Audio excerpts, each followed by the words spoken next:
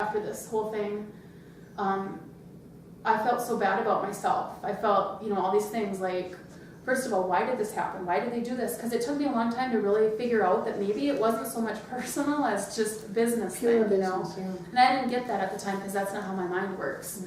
Thank you. But like I said, I was a single mom. My son's life was impacted through this. I mean, luckily he's been able to rise above it and become a really good person. Like, he's a really good guy. He's a really good person and very responsible. He's, volunteering at hospice care.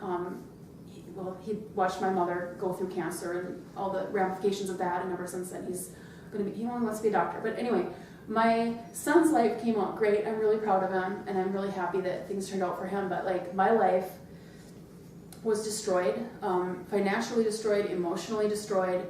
I became a shut-in pretty much because I didn't know how to process all the things that had gone on. Obviously, it's very apparent from all the things that I've seen that Ron was saying about me to other people. He was very much telling people that I was just crazy, that all the things I never, in fact, one of his attorneys actually said she never developed anything while she was working at Golden Shovel Agency. So he not only refused to pay me, refused to give me credit for my work, but then went around telling everybody that I never even created anything. Yeah.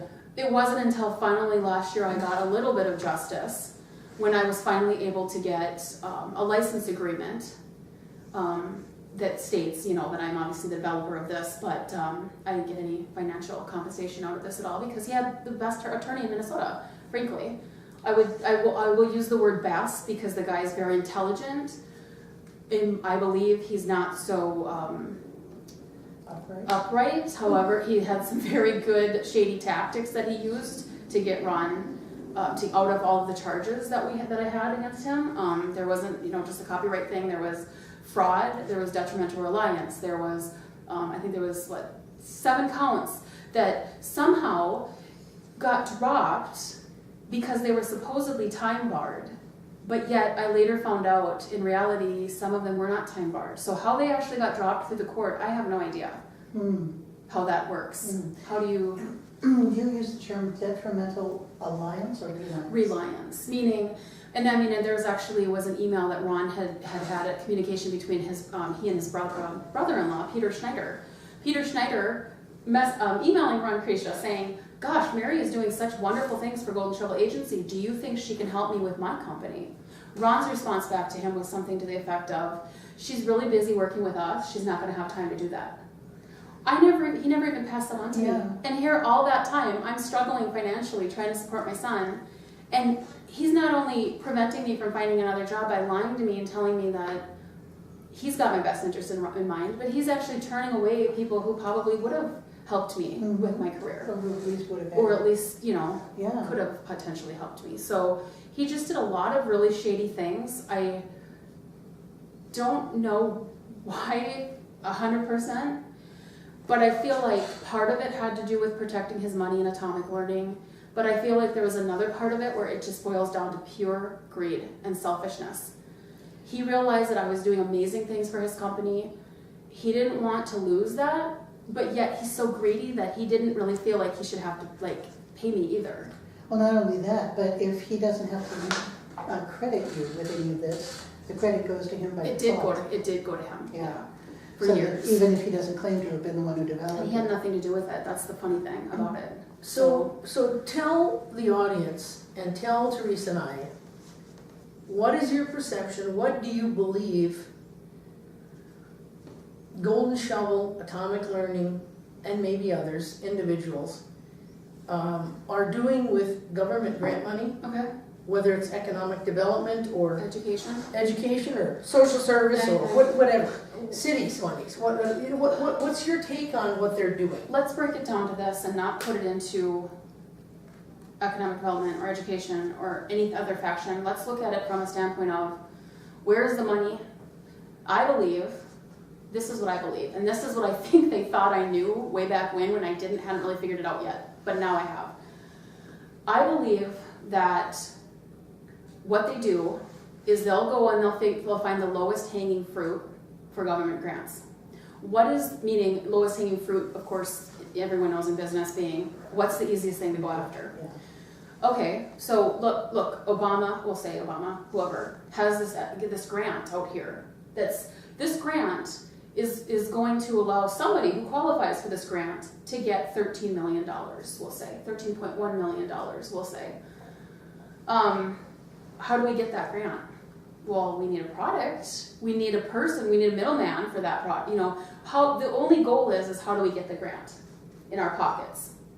So I believe what they do, and it's more than I believe, because I was in the marketing, I had access to information that other people wouldn't have access to. But I'll just say I believe that what they do is they find the grant first, they tweak their product to fit the grant or whatever they have to do, or they create a product for the grant.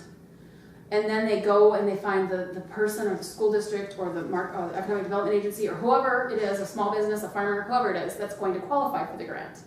Then they go to the person and they say, or the agency, and they say, look, we can get you our product for nothing. We'll write the request for proposal for you so you can get this grant. And you can just get our product for free. Well, why does that person care, or that agency care that they're going after? Those people don't have to pay anything for it. They're like, sure, I don't care, go ahead. They don't have to write the RFP. They don't have to do anything. What's the RFP? A request for proposal. Okay. All government grants, or any grants that you have, education grants, anything, basically you have to write a request for proposal for it, because there's lots of people competing for the grant. Mm-hmm. Who's got the best request for proposal, right? A lot of hands up. Right. So Lisa Barnett came in with the request for proposal skills that she got from Russell Herder, that was a great big boon. That's why I think she's the president of Atomic Learning now. But anyway, so they write these grants for these people. The people, or the agencies, they write these grants for the agencies, the request for proposals, they get the grants, and that goes right into their pocket. And the grants are coming from places like in Minnesota here, the Blandon Foundation, maybe the Initiative Foundation right over here, a couple blocks from here. Yep. And nobody realized that it's going on, because who would put that together? So this is opportunity orders. So they're genius. Exactly. It's not ethical, but it's genius. But it You is. have to give that to them. And apparently it's too easy. There ought to be more breaks on this process, so that points at which you have to justify yourself. Well, there really aren't any investigators or checks and balances But to do with any of this, If is you're there? in the legislature and you have your hands on making the bills, Yeah. that's like another level of hiding things. Yeah, So- exactly. Another little trick. Yeah. Another little. And this is how the whole country has become stratified, with the oligarchy up here and Absolutely. people of integrity down at the bottom getting kicked around and not compensated. Did you read the email? Promote it like we stole Drive it like we stole Drive it. it like we stole it. That was Ron's other little catchphrase. The world domination thing was one of them, and then drive it like we stole it. Which at the time, again, it didn't make any sense to me until after he stole my product and then drove it like he stole it, which he did steal it. So I guess he's just telling people exactly what he does right in their face. You can't say he's not telling you right to your face what he's going to do. I want to thank you for your integrity and willingness to come and talk about this. Okay. We're not done, but I just want to put that in right here so I don't forget. Because what you're doing is really important to expose a situation that really doesn't benefit the taxpayers that are behind these grants, that are funding these grants. Their kids, it's education. You Right. can't pay the teachers. Teachers are getting laid off. Why isn't that money going to pay teachers more, to get more things going for kids that are, falling in through the cracks? Why is this money going so that these people can put it in their pocket and go on trips to Dubai? Oh, which And actually Israel. happened. Oh, yeah. Oh, gosh, yeah. See, this is probably the other thing that they Go wanted ahead to, and yeah. talk a little bit about So, that if you want. Yeah, so when I was working at Atomic Learning, and I actually ended up having to be one of the people who had to do a business card for somebody over in Dubai, which it was in a different language, so I don't even know what it said. But Dan Meyer, who was the CEO of Atomic Learning at the time, used to take trips over to Dubai frequently.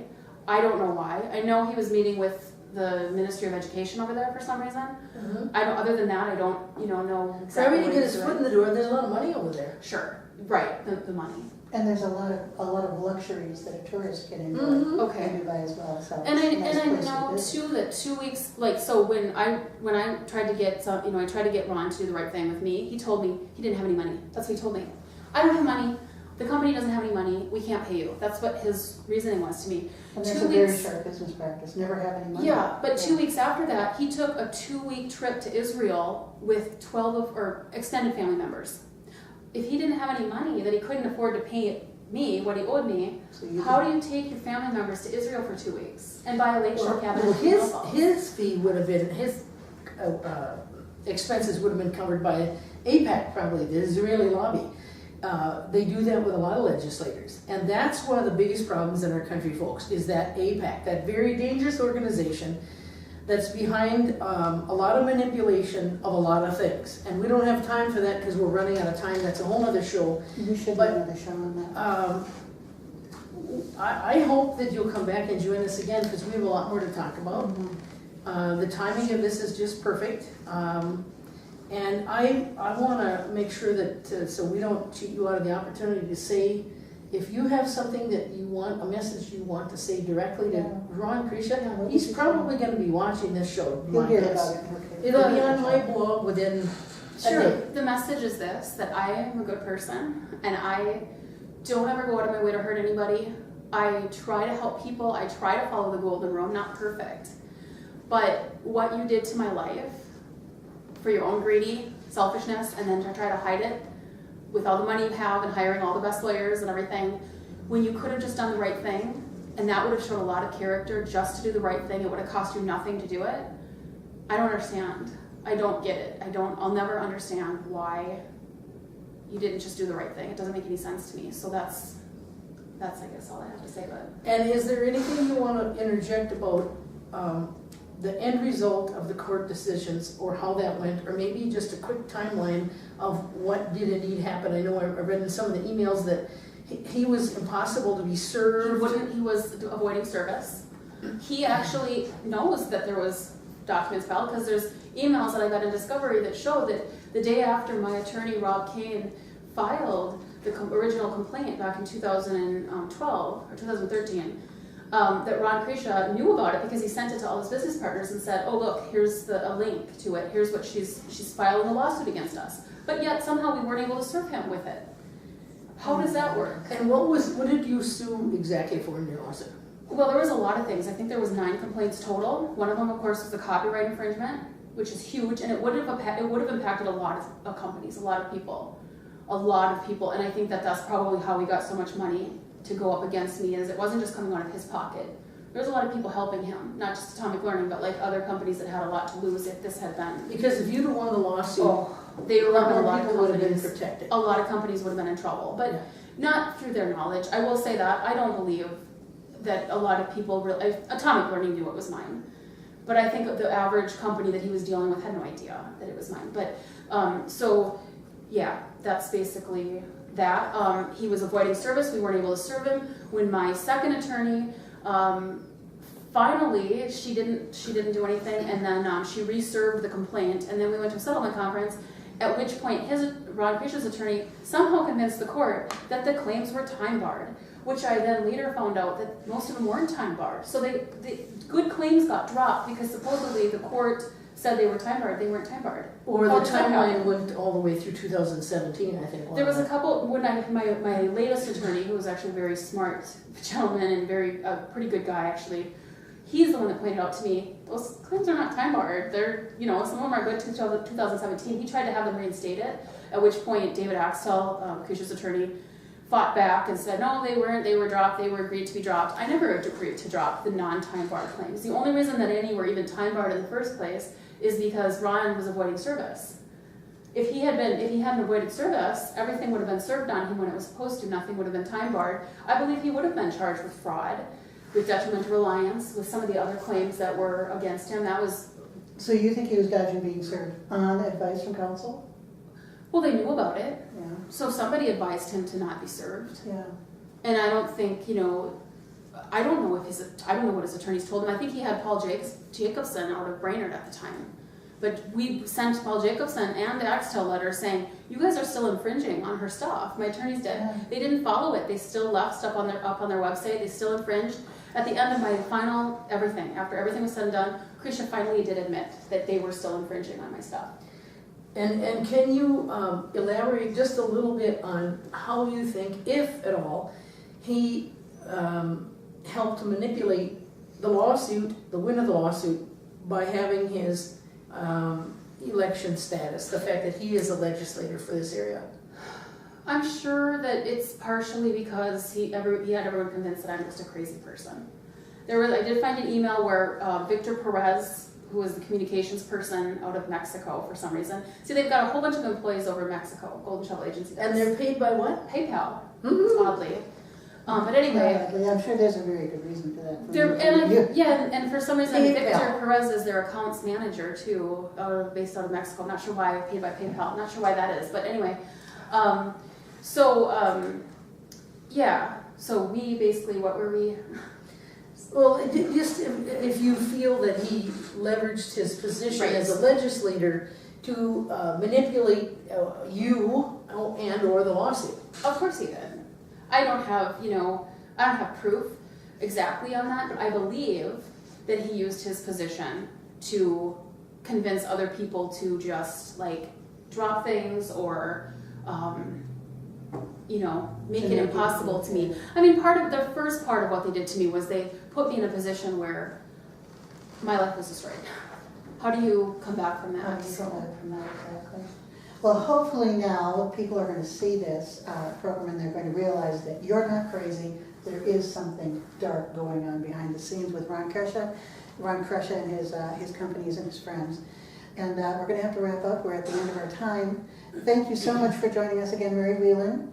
And Robin Hensel joined us. I didn't even introduce her, but she doesn't need any. Well, and then there's one other thing I have to point out that I haven't done the research yet, but I intend to dig for this information, and it is that how much taxpayer dollars from Little Falls taxpayers or Morrison County taxpayers or state taxpayers was given to Atomic Learning in economic development grants when they began that business. I certainly want to know. I am personally infuriated to know that the system's been manipulated, or at least it appears to me that the system was manipulated here for a local business that appears to be in good standing with most of the community. I'm shocked, stunned, appalled, and sickened by what I've heard today, and I hope you are too. This program is specifically for public education, and Teresa and I feel an obligation to share things that we feel are of great concern to the public, and this certainly is. It certainly is. And again, Mary, I want to thank you for coming a long ways today to join us and having the guts, the courage, and the moral fortitude to do what you've done. Hopefully this has empowered you to some extent, and welcome back sometime when we can film on this. In the meantime, I'm going to do my work and get that information on how many tens of thousands of dollars were given by the Little Falls taxpayers in economic grants and the county taxpayers through Carol Anderson's community economic program. I want to know the answer to that. All I know is, I don't know where the money came from, but I know that in 2010 alone, when I was at Atomic Learning, just for the year 2010, they made $13.1 million. And on that note, ladies and gentlemen, please join us again for Can We Talk? Mary Whelan, Robin Hensel, I'm Teresa Scorsett. Thanks so much. See you Thanks soon. for watching.